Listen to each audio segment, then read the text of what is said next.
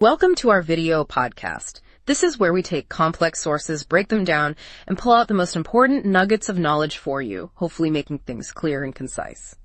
Today, we are going to discuss the theological teachings from Book 5 of Through the Bible with Les Feldick Ministry. We're going to explore some pretty profound narratives and foundational biblical concepts from Les's work.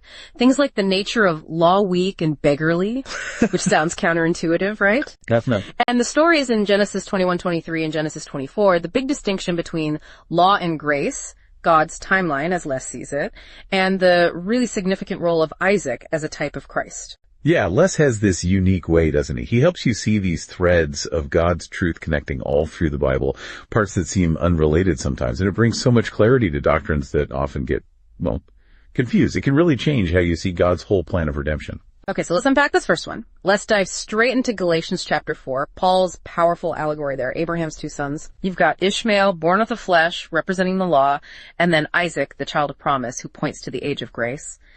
Les really stresses Paul's strong stance against legalism here. He does. Les quotes Galatians 4, cast out the bondwoman and her son. It's strong language. Paul's message to the Gentile believers in Galatia was super clear. You cannot mix legalism and law with grace for salvation. They were under pressure, right, from Judaizers. Huge pressure, people telling them they had to keep the Jewish law. But Paul insisted, and Les shows us why this separation is just crucial for understanding God's plan. You have to cast out that law principle when it comes to salvation by grace. Then Les gets into this really interesting, maybe challenging concept, the law being called weak and beggarly. That's Galatians 4.9, Romans. Right, weak and beggarly. It makes you pause. Yeah. Les says, look, from God's side, the law was perfect, but from man's side, he calls it carnal, fleshly, and weak. It only led to sin and death. That's not how most people think of the law. No, not at all. And it brings up a great question. It addresses, how did Peter, a devout Jew who kept the law, arrive at the same place? Acts 15, the Jerusalem Council. Exactly. Les points to Acts 15.10, where Peter himself calls the law a yoke, a burden. Imagine that. This was because some Jewish believers were trying to force Gentile converts to keep the law. Right. But Peter stands up and reminds them how God saved Gentiles through faith, just like them, not through works of the law. That was a huge moment. So tying this together, what's the takeaway for us? Les makes it crystal clear, doesn't he? Absolutely. The law was never, ever given to save anyone, period. Its purpose was different. Totally different. It was meant to condemn, to show us our sinfulness. Like Romans 3 says, to stop every mouth and make the whole world realize it's guilty before God. It's like a perfect mirror showing us we need something else. So it's not about just doing our best or following church rules. That's Les' core point. It's not about our effort or traditions. It's about our response to the gospel. Romans 2.21 says, the righteousness of God without the law is manifested. And Romans 2.16 says, judgment is based on what you do with the gospel. It's about applying that truth. Okay, let's shift gears a bit. Les takes us to Genesis 21, the literal story. Hagar and Ishmael being sent away. That was a divine instruction to Abraham, right? A direct command. And Les points out something interesting, because Ishmael wasn't the little toddler here. Based on the timeline, he was likely 13, maybe older. The language can be a bit misleading sometimes. And the provision. Abraham gives a bottle of water, but God shows Hagar a well. That contrast Les draws is powerful. Human provision, a bottle of water in the desert, that's temporary, limited, like Les says, a drop in the bucket.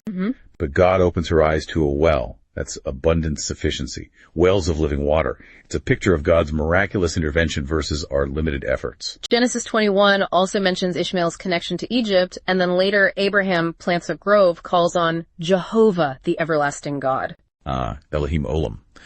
Les really digs into that Hebrew term. It's central to his whole timeline idea. Everlasting God. Yes, often translated that way, like in Psalm 90. But Les shows it also means God setting a specific time for things, or even choosing to hide things, like in Leviticus or Psalm 10. Hidden things. Yeah, the idea that God, the everlasting God, is also a God of timing, who can conceal parts of his plan until the right moment. This becomes absolutely pivotal for understanding the whole sweep of salvation history and prophecy. Which leads right into his timeline concept. Les highlights these major breaks in history. Garden to flood, flood to Babel, Babel to Abraham, each one starting something new. Entirely new circumstances, exactly. And from Abraham onward, God starts revealing detailed prophecy, but specifically to Israel. Like predicting Cyrus, the cross. The final 7 years, Daniel's 70th week, all laid out for Israel. But here's the kicker Les emphasizes. The age of grace, our current age, never mentioned in that Old Testament timeline. So it was hidden. Completely hidden. A secret. An undetermined period with no set timetable, unlike Israel's prophecies. Paul calls it a mystery revealed later. You see that in Romans 16, Ephesians 3, Colossians 1. It wasn't part of the original program for Israel. Okay, so back to that key distinction. Law and grace. Les really hammers this point home, right? Understanding the difference is vital. It's foundational. He takes us to Exodus 19. Israel hasn't even received the law yet, and they confidently say, all that the Lord hath spoken, we will do. Classic legalism, trying to earn favor by promising obedience. Exactly. Les calls it a perfect picture of legalism. Right. And then he breaks down the law itself, the moral part, the Ten Commandments, the ecclesiastical, temple worship, and the civil rules. So how do we please God then? Well, let's point straight to Hebrews 11. Without faith, it is impossible to please him. True belief, he says, is a rock-solid power of God experience that changes you from the inside out. It's not about just following external rules. He uses that image of the cold, hard tables of stone. The law could command, but it couldn't enable. It just condemned. Right. And his examples of the good Jew under law show that even sincere effort wasn't enough without both exact obedience and faith. And another crucial point Les makes. The Gospels. That whole period was under the law. Absolutely critical context. Jesus tells lepers to see priests, tells the rich young ruler to keep the commandments. The temple's running full steam. Sacrifice is happening daily. It wasn't the age of grace yet. Which makes Peter's encounter with Cornelius in Acts 10 even more significant. Les says this was like 8 to 10 years after Pentecost. Yeah, quite a while later. And Peter is still hesitant, deeply hesitant, to go into a Gentile house. He's still a law-keeping Jew, as Les puts it. Until the vision. Until God takes drastic measures with that vision of the sheet. It was a turning point. God was clearly showing Peter, I'm doing something totally new here. Ushering in the age of grace. Initiating it. Revealing that mystery, salvation for Gentiles by faith alone, apart from the law. The gospel for this age, which Paul later details in 1 Corinthians 15. Christ's death, burial, and resurrection. Les uses that analogy, law versus love, in a marriage. Law dictates thou shalt, but love inspires willing obedience. It's a great picture. We're not under the law's demands for worship or condemnation anymore. True Christian living flows from an inward working power of the Spirit through grace. And even the temple's destruction. Les sees that as a clear historical marker. God physically removing the center of the law system, signaling the end of that age for Israel. Okay, Genesis 22. Abraham and Isaac. Les calls this a tremendous test. Tremendous is right. God asks Abraham to sacrifice Isaac, his beloved son, the son of promise. And Les highlights God calling him his only son in this context because the messianic line came through Isaac alone. The parallels Les draws are just stunning. Abraham is the type of the Father, Isaac is Christ. And Mount Moriah, the location where the temple would later stand. Even the phrase on the third day in Genesis 22.4, Les sees that as a clear nod to the resurrection. And Abraham's faith. We come again to you. He believed God would raise Isaac. That's what Les teaches. Abraham believed God's promise was so sure, he'd even raise Isaac from the dead if necessary. Incredible faith. And Isaac's willingness, just going along. Parallels Christ's submission, doesn't it?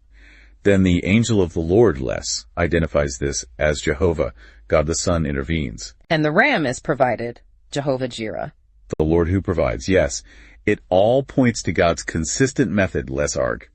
From Cain needing a blood sacrifice to Abraham's ram, it's always about substitutionary atonement. God's principles don't change, even if the dispensations do. Like the Constitution analogy Les uses. Exactly. Different administrations, same foundational law. God's way of redemption through sacrifice remains constant. Okay, then Genesis 24, the search for Isaac's bride. This follows Sarah's death, Abraham buying the burial plot. Right. Securing that piece of land, even though God had already promised it all.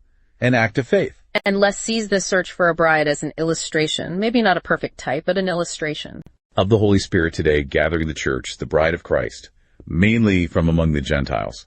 He connects it to passages like Romans 15.4, 2 Corinthians 11.2. And the instruction not to marry a Canaanite is key. Crucial. Les unpacks the genealogies Ham, Shem, Japheth, showing how interconnected everyone was, but why the Canaanite line was specifically excluded for Isaac's covenant line. That custom with the hand under the thigh. Ancient oath-taking, yeah. Les links it to Hammurabi's laws, shows the seriousness of Abraham's command about the Canaanite wife. And Les clarifies how Gentile came to mean non-Jew, and why Esau marrying Canaanite women later was such a grief of mind for Isaac and Rebekah.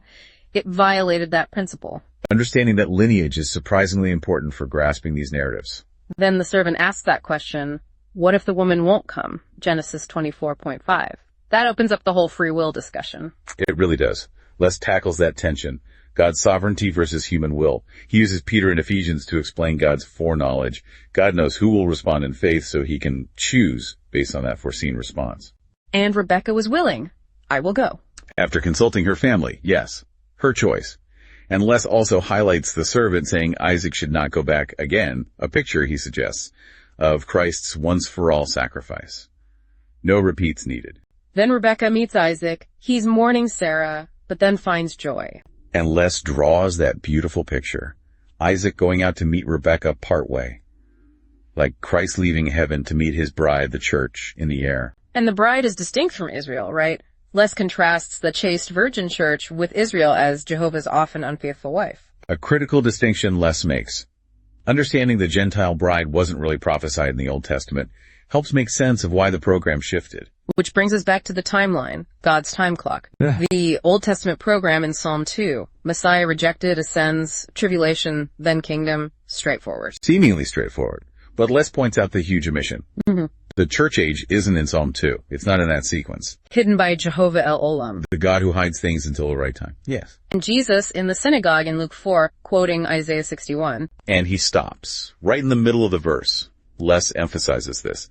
Jesus reads about the acceptable year of the Lord, but stops before the day of vengeance. Because he knew that day of vengeance, the tribulation, was being postponed. Exactly. He knew the prophetic clock for Israel was about to pause. That pause is the age of grace. Les calls these pauses parentheses and dashes in prophecy. Like in Daniel 9, between Messiah being cut off and the final week starting, there's a gap. A huge gap. Nearly 2,000 years so far. He shows this pattern repeatedly. Psalm 118, Isaiah 9, Joel 2, Zechariah 9, Luke 1. Prophecy fulfilled up to a point, then a pause, an interruption for the church age, before it resumes later for Israel. But Peter at Pentecost, quoting Joel 2, he didn't stop mid-verse. No, because Les explains Peter didn't know about the pause yet. He expected the tribulation and kingdom to follow right after Pentecost. He thought this is that fulfillment of Joel's entire prophecy. The revelation of the church age mystery hadn't been given yet. Then Stephen's martyrdom in Acts 7. Les sees this as Israel's final national rejection at that time.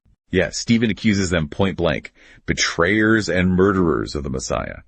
And he sees Jesus standing ready to return, Les suggests. The Jewish leaders understood the implication and reacted violently. Right there, Saul of Tarsus is introduced. The persecutor. Zealous, religious, but totally misguided, which makes his transformation even more remarkable. Les calls Paul the instigator of Christianity as we know it, building on Christ's foundation but revealing the doctrines for this age. That Damascus Road experience in Acts 9, life-changing, is an understatement. Absolutely. Saul thinks he's hearing Jehovah, asks, "Who are you, Lord?" And the answer comes, "I am Jesus whom you are persecuting." In that instant, Les says Saul knew Jesus was Jehovah. Immediate conversion. And God uses this former persecutor to launch something new, reaching Gentiles. Which was radical. Remember how offensive the word Gentile was to Jews back then, like in Acts 22? Paul's commission in Acts 9.15 to bear Christ's name before the Gentiles was revolutionary. God deliberately interrupted the Jewish program. But Saul's initial preaching, Les points out, was still focused on Jesus as the Messiah from the Old Testament, not yet the death and resurrection gospel. Right. Acts 9 shows him proving Jesus is the Christ.